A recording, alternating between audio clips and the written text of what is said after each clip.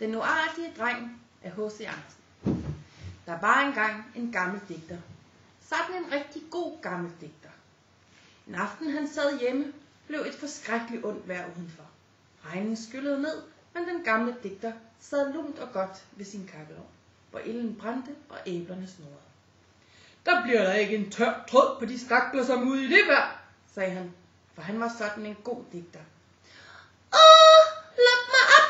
Jeg fryser og er så våd! Råbte et lille barn udenfor. Det græd og bankede på døren, mens regnen skyllede ned og blæsten ruskede i alle vinduerne. Din lille stakkel, sagde den gamle digter og gik hen for at lukke døren op. Der stod en lille dreng.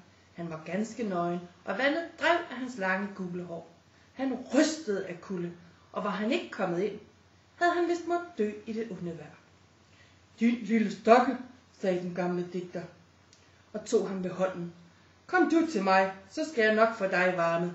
Vin og et æble skal du få, for du er en dejlig dreng. Det var han også. Hans øjne så som 2 klare stjerner, og skønt vandet flød ned af hans gule hår, krøllede det sig så smukt. Han så ud som et lille englebarn, men var så bleg af kulde og rystede over hele sin krop. I hånden havde han en dejlig flitsbue, men den var ganske fordærvet af regnen. Alle kulørerne på de smukke pile løb ud i hinanden af det våde vejr. Den gamle digter satte sig ved kakkelovnen, tog den lille dreng på sit skød, vred vandet af hans hår, varmede hans hænder i sine og kogte sød vin til ham. Så kom han så. Røde kinder fik han og sprang ned på gulvet og dansede rundt om den gamle digter. Du er en lystig dreng, sagde den gamle. Hvad hedder du? Jeg hedder Amor, svarede han. Kender du mig ikke? Der ligger min flitsbue. Den skyder jeg med, kan du tro. Se, nu bliver vejret godt udenfor. Månen skinner. Men din flitsbue er fordærvet, sagde den gamle digter. Det var slemt, sagde den lille dreng, tog den op og så på den. Den er ganske tør, har slet ikke lidt nogen skade. Strengen sidder ganske stram. Nu skal jeg prøve den. Og så spændte han den, lagde en pil på, sigtede og skød den gamle digter lige ind i hjertet. Kan du nu se, at min flitsbue ikke var fordærvet, sagde han, lå ganske højt og løb sin vej. Den uartige dreng. Således at skyde på den gamle digter, der havde lukket ham ind i den varme stue, været så god mod ham, givet ham den dejlige vin og det bedste æble. Den gode digter lå på gulvet og græd. Han var virkelig skudt lige ind i hjertet. Og så sagde han, fy, hvor er den Amor en uartig dreng.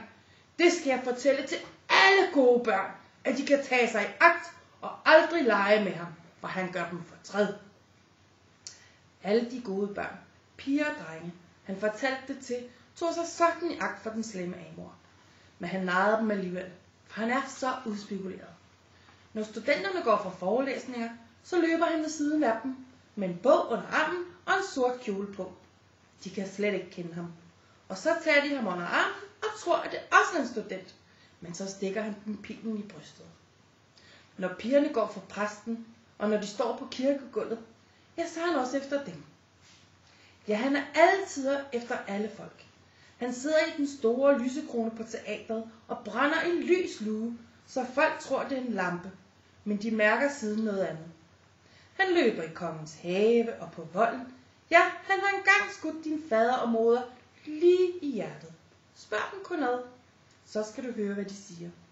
Ja, det er en slem dreng, den Amor. Ham skal du aldrig have noget med at gøre. Han er efter alle folk.